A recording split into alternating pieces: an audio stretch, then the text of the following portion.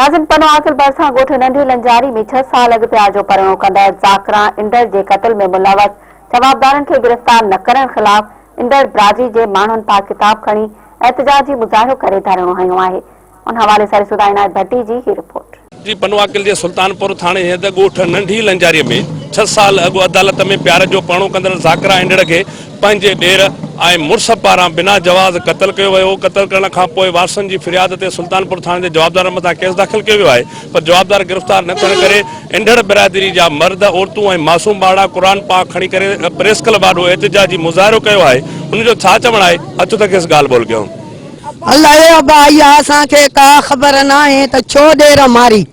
अलाए तूं मोकल घुरी त मां वञा पेकने, अलाए छा कयो त उन जे करे मारे छॾियऊं। असां त परे वेठा हुआसीं, असांखे का ख़बर न हुई। असां ॾे फोन आई, पुलिस असांखे लाश खणी असां अस्पताल मां वठी विया। असांखे का ख़बर न आहे। असांजी हाणे अपील आहे, हाणे असांजी ग़रीबनि जी मदद कयो। SP के, DIG के, DC के फरू वलू भाइन सूदो गिरफ़्तार थियो वञे। असांजो इंसाफ़ इन्हनि क़ुरान न लॻी कयो। धीअ पुट हुया सभा, हाणे 8 महीनो पेट हुयसि, हाणे परिण करे छॾियऊंसि। एॾो बाल पेट में बखून थिया। हाणे असांजी अदालत कयो।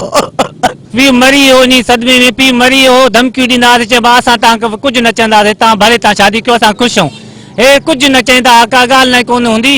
हाणे ॾाढ मुर्सी थिए, उन छोकिरी खे बेगुनाह मारी अथऊं, त तूं वरी एॾो मोकल घुरे थी। हले छा ते ख़बर न आहे। असांखे पुलिस ॿुधाए त बाबा छोकिरी तव्हांजी मारी वई आहे, तव्हां अचो, तव्हांखे अस्पताल में लाश ॾियूं था।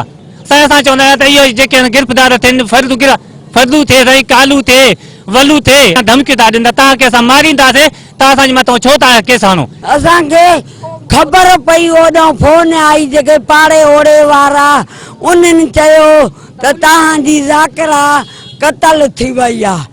पोइ पुलिस खे ख़बर पई, पुलिस खणी आई उते पन्ने वारी अस्पताल सरकारी में। असांखे ॾिसण न ॾिन पिया, असां रोनासीं, लेटियासीं त ख़ुदा वास्ते असांखे पंहिंजो लाश मिले त असां खफन दफन करे। असांजो मुतालबो आहे त इहे गिरफ़्तार थियनि। असां ॾे अचनि था, धड़का ॾियनि था। अॼु चौथी राति आहे, असांखे ख़बर कोन हुई। थकावत छा, ॾींहं ॾिठे जो 4 बजे जो ओड़ो पाड़ो भॼी आयो। पुलिस ॾिसी ओड़ो पाड़े खे पुलिस न छॾे पई अंदरि। पुलिस वञी खट हेठां कढी लाश खे, पुलिस गाॾी में पवाए पने खणी आई। हाणे गिरफ़्तार थियनि कालू फर्ज़ू। असांजी ज़ाकरा बिना वाजिबी मारी वई आहे। कालू फर्ज़ू बुले असां वली मोहम्मद मारी वई आहे।